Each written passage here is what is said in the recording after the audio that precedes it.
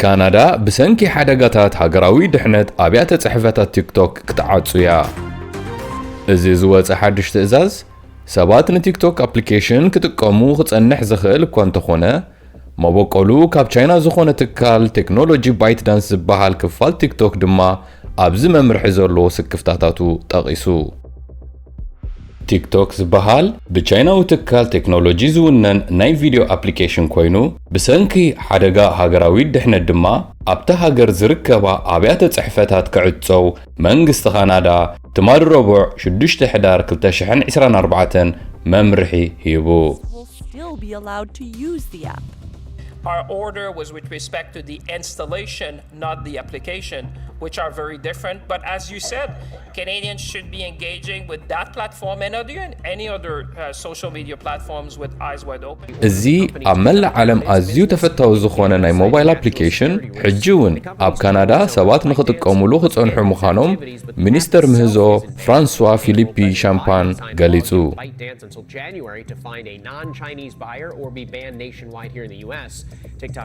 እዚ ዝወፀ ውሳነ ካብ ምኽሪ ሃገራዊ ጸጥታን ስለያን ድሕነትን ካናዳ ዝተመርኮሰ ኮይኑ ነቲ ቻይና መበቆሉ ባይትዳንስ ዝተባህለ ናይ ቲክቶክ ቀንዲ ትካል ዘስዕቦ ዘሎ ሓደጋታት ንምፍታሕ ዝዓለመ ምዃኑ ሚኒስተር ሻምፓኝ ገሊጹ።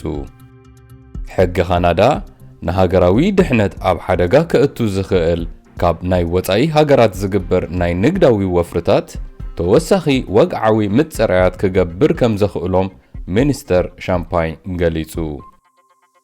ትካል ቲክቶክ ነቲ ዝወፀ ትእዛዝ ኣብ ቤት ፍርዲ ብወግዓዊ ክቃወሞ ከም ዝኾኑን ገሊጾም። ንቲክቶክ ምዕጻው ብኡ ኣቢሎም እቶም ኣማኢት ተጠቀምቲ ናይቲ ኣፕሊኬሽን ዝኾኑ ጽቡቕ ደሞዝ ዘእትውሉ ናይ ውሽጢ ዓዲ ዜጋታት ንስርሖም ምዕናው ረብሓ ናይ ዝኾነ ሰብ ኣይኮነን ይብል እቲ ቤት ጽሕፈት።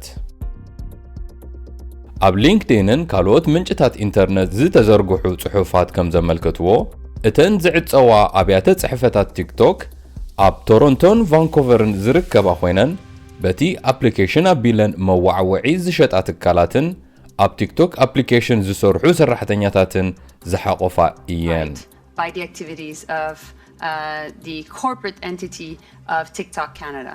Ottawa has ordered the company to close TikTok ኣብ ኣሜሪካውን ካብ ወርሒ ጥሪ 2025 መንግስቲ ብዘለዎ ስክፍታታት ብዛዕባ ሃገራዊ ድሕነት ብሕታዊ ሓበሬታ ወይ ዴታ ፕራይቨሲ በቲ ሚድያ ዝላባዕ ጉጉይ ሓበሬታን ወይ ሚስ ኢንፎርሜሽን እቲ ትካል ፍጹም እገዳ ክጋጥሞ ተኽእሎታት ኣሎ። ጽልዋ ቲክቶክ ብቐንዱ ኣብ መንእሰያት ዘይሰሓት ሓቂ ኣብ ዝኾነሉ እዋን ኣባላት ባይቶ ዋሽንግተን ቻይና ነቲ ኣፕሊኬሽን ተጠቂማ ጉጉይ ሓበሬታታት ከተላብዕ ከም እትኽእል ስክፍታኦም ገሊጾም። In its relationship with the Chinese government and the Chinese Communist Party. The FBI and the FCC warned ByteDance could share TikTok user data with the Chinese Communist Party. እቲ ኣፕሊኬሽን ከም ኣድራሻኻን ዘለካ ባህርያት ኣጠቓቕማኻን ዝኣመሰሉ ሓበሬታ ናይ ቲክቶክ ተጠቃሞ ስለ ዝሕዝ ብመንጽሩ ነዚ ናይ ግሊ ሓበሬታ ምስ መንግስቲ ቻይና ክለዋወጥዎ ከም ዝኽእሉ እውን ስክፍታ ኣለዎም። ኣብ መላእ ዓለም ዝርከቡ መንግስታት እውን ነዚ ዝተጠቕሰ ስክፍታታትን ካልእ ምኽንያት ብምግባርን ንቲክቶክ ብጽኑዕ ክምርምርዎ ደሪኽዎም ኣሎ። መንግስቲ ብሪጣንያ፣ ኣውስትራልያ፣ ፈረንሳይን ታይዋንን ከምኡውን ሕብረት ኢውሮጳን ባይቶ ኒውዚላንድን ነዚ ኣፕሊኬሽን ካብ ወግዓዊ መሳርሒታት ሚድያኦም ኣጊዶሞ ኣለዉ። ሃገረ ህንዲ ኣብ ሓደ እዋን ዝዓበየ ተጠቀምቲ ቲክቶክ ዝነበራ ኮይና ምስ ቻይና ድሕሪ ዘጋጠማ ጂኦፖለቲካዊ ምፍሕፋሕ ኣብ 2020 ነዚ ኣፕሊኬሽን ኣጊዳቶ ከም ዘላ ይፍለጥ። ካናዳ ኣብ ዝሓለፈ ዓመት ካብ መንግስቲ ናብ ዕዳጋ ዝተዘርግሓ ኩለን ሞባይላት ንቲክቶክ ኣጊዳቶ ከም ዝነበረት እቲ ጸብጻብ ይሕብር። ቲክቶክ ኣፕሊኬሽን ግና ብመንእሰያት ኣብ ካናዳ ካብቶም ዝበዝሑ ጠለብ ዘለዎ ኮይኑ ኣብ ዝሓለፈ ኣዋርሕ ኣብ ወርሒ ኣስታት 700,000 ግዜ ናብ ሞባይላት ክትፀዓን ከም ዝወርድን ጸብጻብ ብዝሒ በጻሕቲ መርበብ ሓበሬታ ዝከታተል ትካል ሲሚላር ዌብ ዝበሃል ዝሃቦ ምንጭታት ይሕብር። بتصحفتات تيك توك تراي أجيدكا جن سبات نتي أبليكيشن كتقامو مخفات نمنجستي سكفتاتاتو نمفتح زيادة خطقمو خمز خيل مايكل جيتس زتبهالة أب يونيفرسيتي أوتاوا كان بروفيسور حق السرح أب زتحفو صحفو قاليتو اتي مستي أبليكيشن كمتو زخولو زتأساسرو حدقاتات كقتلو إيام انتقونا جن نتتكال كم تحتتي ناي مقبار عقمي كداخميو دما يبل دكتور جيست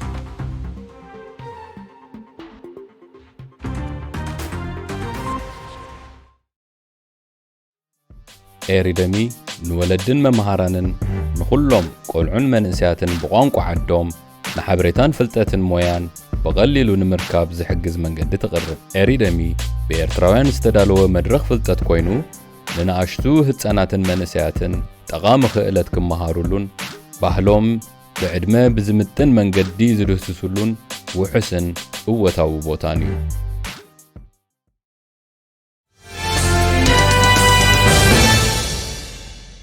ننوح اوان اب قداي تعنا امرو بفلاي اب دك تبعتيو بقلتي تتباغي بمخان زفلت لؤول هاري ودان هببت الالتديانا اب زوان زي اب ازيوز تحلالخه اب عالم تفتيرو زولو تسقم اتوكيرو يسرحلو نسو دما محبراوي مرخبيتات اب منسيات زولو صلوايو اب بزح اغاطاميتات سمارتفون وي موبايلات ننسنت منسيات يسرقا اللوا بمبال ابتي زنبر زعبا يقلصو مس معكن زينا فورتشون زبهال تكال اب زغبرو زررب فيديو دما مس اب محبراوي سنا امرو زنطف جوناثان هايدتن زتبهال مهور بعال مويان تخافيلو. My lock screen is a picture of my kids. What's yours? These children and thousands more meant the world to their families. The beautiful faces you see before you, their smiles, their dreams, all lost. All too soon, and all because of social media. هايدت دمان هاري كم مبقسي كابتا بعلو زصحفا مصحفو بزعبا 4 مسرتاويان حقتات سمارتفون موبايلات بمقلاط مالت دحري 1995 زتولدو بجون زي زتبهلو قصل سم زلوم ولدو املا عالم ناي غرزون نعدميهم بمتن بزلعله درجه ጭንቀት كچوچون رئيس غداتن نفس قتلتن يرأيون كم زنبرن قليتو እዚ ኩሉ ኣብ መንጎ 2010 2012 ኣዝዩ ከም ዝወሰኸን ገሊጹ ከምኡውን እዚ ሰዓቤን በኣጋጣሚ ከም ዘይኮነን እዚ ውጽኢት ናይ ምስ ኣጠቓቕማ ስማርትፎን ምዃኑ ተዛሪቡ መንእሰያት ኣብ ግዜኦም ብቁልጡፍ ካብ ተዓጸፍቲ ሞባይላት ናብ ስማርትፎናት ክቕይሩ ተራዮም እዮም ክብል ሃይደት ብዛዕባ ተቕልጡፍ ናይ ወለዶም ምቅያር ህሞት ይገልጾ ሕጂ ዘለዎ መንእሰያት ድማ ኣብ ቅድሚት ምዕቡል ካሜራ ዘለዎን ፍጥነት ዘለዎ ኢንተርነትን ከምኡውን ንቐልቢ ቆልዑ ንምስሓብ ኣብ ነናሕድሕዶም ዝወዳደሩ ሚልዮናት ኣፕሊኬሽናት ምርጫታት ከም ዘለዎም ገሊጹ ሓደ ካብቲ ዓቢ ስክፍታ ናይ ሃይደት ድማ ብዛዕባ ሁሉ ኩነታት ኣተዓባብያን ማሕበራዊ መራኸቢታትን እዩ ማለት ኣብ ሓቀኛ ዓለም ንደቅና ካብ መጠን ንላዕሊ ካብ ጎዳእቲ ነገራት ንከላኸለሎም ኢና بإنترنت كمتص ዝኽእል ሓደጋታት ግና ትሑት ምክልኻል ንገብረሎም ኣለና ይብል ስለዚ ድማ እዩ ቆልዑን መንእሰያትን ቅድሚ ካልኣይ ደረጃ ትምህርቶም ምዝዛሞም ስማርትፎናት ከይውንኑን ቅድሚ 16 ዓመት ማሕበራዊ መራኸቢታት ከይጥቀሙን ኣብያተ ትምህርትታት ድማ ካብ ቴሌፎናት ነፃ ክኾና ዝብል እማመታት የተንብህ ልዑል ሃሪ ኩባንያታት ማሕበራዊ መራኸቢታት ኣጻብዕተን ወለዲ ኣመልኪተን ሓላፍነት ደቅኹምን እንታይ ይዕዘቡን ንዓኻትኩምን ኣብ ኣተዓባብያ ደቅኹምን እዩ ዝምልከት ኢለን ተሓታትነተን ካብ ርእሰን ከውርዳ ኣዝዩ ቀሊል እዩ ኢሉ ሃይደት ድማ ኣብዚ ስነ ሞገት ወሲኹ እንተደኣ ቆልዑ ሓንሳብ ቴሌፎንን ማሕበራዊ መራኸቢታትን ክጥቀሙ ተፈቒዱሎም ዝተረፈ ዕዮ ናይ ወላዲ ብዛዕባ ናይ ገደብ ግዜ ኣጠቓቕማ ስክሪን ይቕየር እሞ እዚ ድማ ናብ ባእሲ ምስ ደቆም እዩ ዘምርሕ ዘሎ ኢሉ ንምንታይ ኢናኸ ንደቂ 10 ዓመት ቆልዑ ስማርትፎናት ንህቦም ዘለና ኢሉ ምስተሓተተ ሃይደት ዝሃቦ ምላሽ ድማ እዚ ዝረአ ዘሎ ቀንዲ ምኽንያት ካልኦት ወለዲ ኩሎም ንደቆም ከምኡ ስለ ዝገብሩ እዩ ይብል። ከም ወላዲ ጓልና ወይ ወድና ንበይኖም ሞባይል ዘይብሎም ኮይኖም ክተርፉ ኣይንደልን ኢና። ስለዚ እተን ናይ ቴክኖሎጂ ኩባንያታት ንዓናን ወለዲ ኣብ ከቢድ ውሳኔታት የእትዋና ኣለዋ ይብል። ድሕሪኡ ድማ በቲ ዝገብርኦ ኣብ ንኣሽቱ ወለዶ ዕንወት ንዓና ንወለዲ ክወቕሳና ይፍትና ኣለዋ ይብል። ስለዚ ድማዩ ወለዲ ንደቆም ስማርትፎናት ንምዕዳግ ንምድንጓይ ብሓባር ተሰማሚዖም ክጣበቑ ዝጽውዕ። ስማርትፎናት እውን ንውሕስነት ቆልዑ ዝኸውን ዕላማኸ ክጠቅም ይኽእል ዶ ንዝብል ሕቶ ድማ ገለ ምስቶም ኣብቲ ዝነበረ መደብ ዝነበሩ ወለዲ ከም ዘዘራረበ ልኡል ሃሪ ገሊጹ። ንሳቶም ንደቆም ንውሕስነት ዝኸውን ኣብ ንኡስ ዕድሚኦም ቴሌፎን ከም ዝህብዎም ተዛሪቦም። እዚ ከም ክልተ ዝኣፉ ሰይፊዩ ኢሉ ድማ ገሊጽዎ። ወለዲ ንደቆም ዝኾነ ህጹጽ ኩነታት እንተኣጋጢሙ ኣብ ቤት ትምህርቲ ነናቶም ሞባይላት ክህልዎም እዮም ዝደልዩ። ዝኾነ ቆልዓ ግና ሞባይል ምስ ረኸበ ወላ ሓድሽ ኣፕሊኬሽን ከተውርድ ኣይፍቀደልካን እዩ እንተተባህለ ከም ካልእ ዝኾነ ቆልዓ ኣብ ዙርያኦም ነቲ ትእዛዝ ናይ ወለዶም ጥሒሶም ዝጥቀሙሉ ኣገባብ ኣለዎም። ሃይደት ድማ ብምውሳኽ ነቲ ናይ ንውሕስነት ናይ ደቆም ኢሎም ዝሃብዎ ምኽንያት ከም ዘይቅበሎ ገሊጹ። ብምቕጻል ድማ ንውላድና ቴሌፎን ክንህቦም እንተደሊና እሞ ከዓ ዝኾነ ነገር እንተኣጋጢሞም ክድውሉልና ተደሊና ተራ ቴሌፎን ንሃቦም ይብል። ምስ ኩሉ ኣብ ዓለም ዘሎ ሰብ ክራኸቡላ ዝኽእሉ ምዕቡላት ሞባይላት ኣይንሃቦም ይብል። ከምኡ ዓይነት ብቕዓት ዘለዎን ሞባይላት ኣየድልዮምኒ ይብል። እቶም ሚሌኒያልስ ዝበሃሉ ወለዶውን ክዓብዩ ከለዉ ኣብ ግዜኦም ተዓጸፍቲ ወይ ተራ ሞባይላት ነይርዎም እዩ ይብል። ንሓድሕዶም ክደዋወሉ መልእኽቲ ንኽልእኹ ንኽራኸቡን በዘን ተራ ሞባይላት ዕድመ ንእስነቶም ብጽቡቕ እዮም ሕሊፎሞ። ከም ውጽኢት እውን ጽቡቕ እዮም ዓብዮም ኢሉ ነቲ ምኽንያት ነጺግዎ። ብኣንጻሩ እዞም ሓድሽ ወለዶ ጀንዚ ዝተባሃሉ ዳርጋ ንኹሉ ኣብ ህይወት ከጋጥም ዝኽእል ኩሉ ንጥፈታት ዝዓግት ስማርት ሞባይላት ሒዞም ዕድመ ንእስነቶም ከም ዝሕልፍዎ ዘለዉ ይዛረብ። መናእሰይ ምስ ዕሩኽቶምን መሓዝቶምን ዝሕልፍዎ ግዜ ኣዝዩ ይውሕድ። ደገ ወፂኦም ብርሃን ፀሓይ ዝርእሉ እውን ኣዝዩ ይውሕድ። ከምኡ እውን መጽሓፍቲ ምንባብ ምጥቃሙን ኣዝዩ ይውሕድ ኣሎ ኢሉ ዳርጋ ኩሉ ካብ ኣብ ንእስነቶም ክገብርዎ ዝግብኦም ንጥፈታት እውን ይምንጠሉ ኣለዉ ይብል። በዚ ኣብ ሶሻል ሚድያ ተስፋሕፊዕ ዘሎ ሚልዮናት ሓጸርቲ ቪድዮታት ግዚኦም እውን ይትከኣሎ ኢሉ ሻቁሎቱ ገሊጹ። እዚ ብዙሕ ጽቡቕ ናይ ኣብ ናይ ንእስነት ዕድመ ዝግበር ንጥፈታት እውን ኣይኮነን ይብል። ማሕበራዊ መራኸቢታት ከም መስመር ህይወትና ይኸውን ዶ ንዝብል ሕቶ ድማ ልኡል ሃሪ ማሕበራዊ መራኸቢታት ኣወንታዊ ዋላውን ህይወት ዘድሕን ወገን ክህልዎ ይግብኦ ዝብል ሓሳብ ኣልዒሉ በቐንዱ ንቆልዑን መንእሰያትን ብዛዕባ ጉዳያቶምን ጸገማቶምን ዘለዎም ስክፍታታቶም ክዛረቡ ናባና ክመጹ ምቹእነት ዘይስምዖም ዘለዎ ምኽንያት ማሕበራዊ መራኸቢታት ተወሳኺ ኣማራጺ ይህቦም ከም ዘሎ ስለንፈልጥ ኢና ይብል።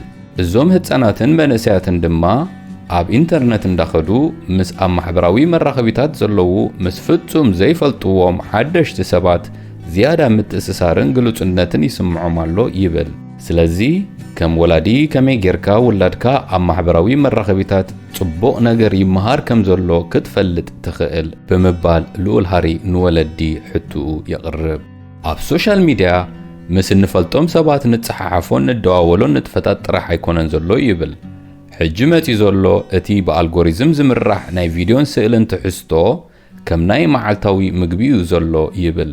እዚ ትሕዝቶ ንንኣሽቱ ዘድልዮም እውን ኣይኮነን ኢሉ ይዛረብ። ዝኾነ ፍሉይ ትሕዝቶ ክትሓትት እንተደሊኻ ብጉግል ተጠቂምካ ክትረኽቦ ትኽእል ኢኻ።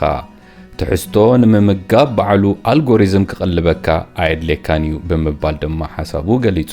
ስለዚ ኢንስታግራምን ቲክቶክን ከም መስመራት ህይወት ክኾኑና ይኽእሉ እዮም ኢልና ምሕሳብ ጌጋ እዩ ኢሉ ልኡል ሃሪ ነቲ ሓሳብ ነጺግዎ።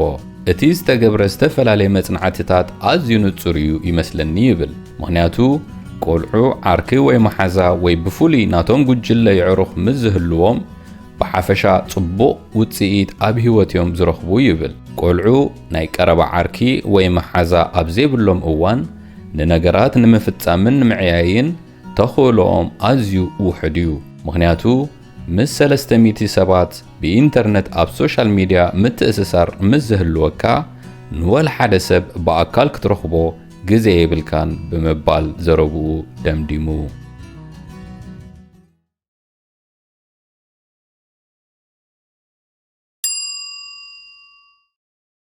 ወላዲ መምህር ወይ መራሒ ሕብረተሰብ እንተደኣ ሃሊና ኮይና ኣባል ናይዚ ኣምጻእቲ ለውጢ ንኹን መጻኢ ዕድል ደቅና ንምሓዝ እውን ሓግዙ ኣብ ኤሪደሚ ብምብጻሕ ኮርስ ምፍጣር ብትግርኛ ምምሃር ንቐጻሊ ወለዶ ምሕያል ብቐሊል መንገዲ ተዳልዩሎ ነዚ ውሑስ መምሃሪ ቦታ ንምፍታሽ ኣብ www.eridemi.com ተወከሱ بتمرتي إذا حدش ولدو زحيلن زتمهرن محبرتسب كخون أم مهنات تتنبرونا كلاتنا كم ولدن ممهرانن حبرتسبن حلفنت اللونا ندكنا نابزهن تصم ممرح كابزفرسهم تحستو دما محلاو حيلي اللونا